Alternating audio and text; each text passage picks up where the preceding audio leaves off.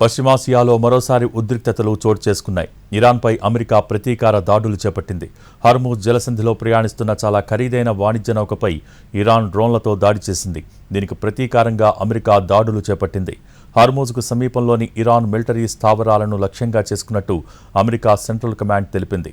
ఇరాన్కు చెందిన క్షిపణి, డ్రోన్ల నిల్వ కేంద్రం, తీర ప్రాంత రాడార్ సైట్లపై తమ యుద్ధ విమానాలు దాడులు చేశాయని వెల్లడించింది. దీనికి బదులుగా ఐఆర్జీసీ సైతం దాడులకు ఉపక్రమించింది.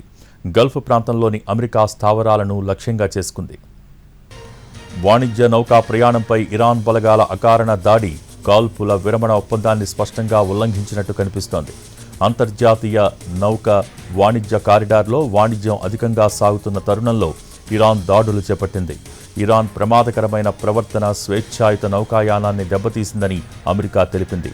హర్మూజ్ జలసంధిలో వాణిజ్య నౌకలు సురక్షితంగా ప్రయాణించేందుకు అవసరమైన సహకారాన్ని, మద్దతును అందిస్తూనే ఉన్నామని వివరించింది.